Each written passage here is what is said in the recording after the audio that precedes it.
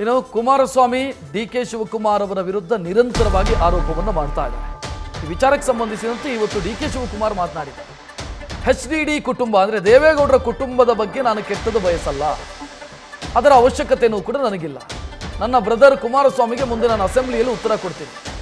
ನಾನು ಕೂಡ ಷಡ್ಯಂತ್ರ ಅನುಭವಿಸಿದ್ದೀನಿ, ನಾನು ಎಷ್ಟು ಗಟ್ಟಿಯಾಗಿದ್ದೀನಿ ಆ ನಂತರ ಅಂತ ಎಚ್.ಡಿ.ಕೆ ಆರೋಪಕ್ಕೆ ಡಿ.ಕೆ. ಶಿವಕುಮಾರ್ ಸ್ಪಷ್ಟನೆಯನ್ನು ಕೊಟ್ಟಿದ್ದಾರೆ.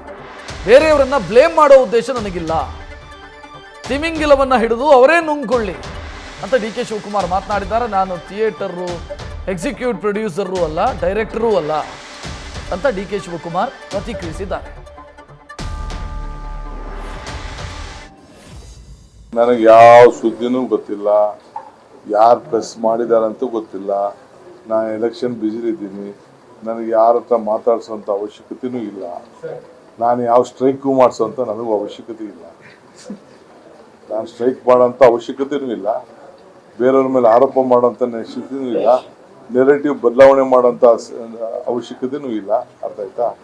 ಯಾರು ಏನು ನನಗೇನು ಅವಶ್ಯಕತೆ ಇಲ್ಲ. I am A head of A political party. I know what I am doing. If one small involvement I have been involved, I am ready for any price. ಈಗ ನಾನು ಅದನ್ನು ಮಾತಾಡಕ್ಕೆ ಹೋಗಲ್ಲ. ಟೈಮ್ ವಿಲ್ ಆನ್ಸರ್, ಎಲ್ಲದಕ್ಕೂ ಉತ್ತರ ಕೊಡ್ತದೆ. ಈಗ ನಾನು ಉತ್ತರ ಕೊಡೋಕ್ಕಾಗಲ್ಲ. ಮಹಾನಾಯಕ ಅಂದ್ರೆ ಇವತ್ತು ತಿಮಿಂಗಿಲದ ಆಡಿಯೋ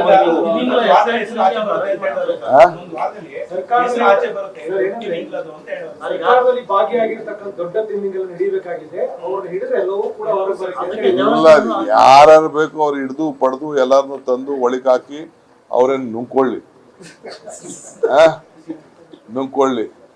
ನಾನೇನು ಬರೀ ಎಕ್ಸಿಬಿಟ್ರು, ನಾನು ಡೈರೆಕ್ಟ್ರು ಅಲ್ಲ, ಪ್ರೊಡ್ಯೂಸ್ ಅಲ್ಲ.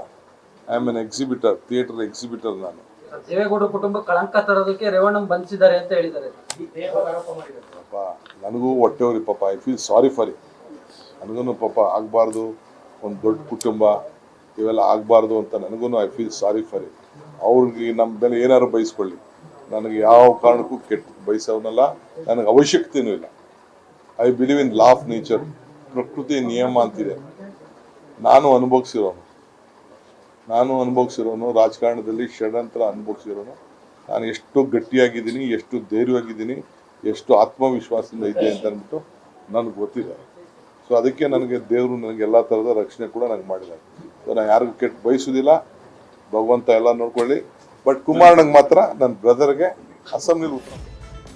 ಇದು ಡಿ.ಕೆ. ಶಿವಕುಮಾರ್ ಅವರ ಪ್ರತಿಕ್ರಿಯೆ. ಇವತ್ತು ತಿಮಿಂಗಿಲ ಅನ್ನುವಂಥ ವಿಚಾರ ಏನು ಪ್ರಸ್ತಾಪ ಆಯಿತು, ಅದಕ್ಕೆ ಡಿ.ಕೆ. ಶಿವಕುಮಾರ್ ಕೊಟ್ಟಿರುವಂಥ ಪ್ರತಿಕ್ರಿಯೆ ಇದು. ನಾನು ದೇವೇಗೌಡರ ಕುಟುಂಬಕ್ಕೆ ನಾನು ಕೆಟ್ಟದ್ದು ಬಯಸಲ್ಲ, ನಾನು ಅನುಭವಿಸಿದ್ದೀನಿ ಷಡ್ಯಂತ್ರ ಅಂತ ಹೇಳೋ ಮುಖಾಂತರ ಪರೋಕ್ಷವಾಗಿ ಇದು ಷಡ್ಯಂತ್ರ ಅಂತ ಒಪ್ಕೊಂಡಂಗೆ ಕಾಣಿಸ್ತಾ ಇದೆ ಡಿ.ಕೆ. ಶಿವಕುಮಾರ್.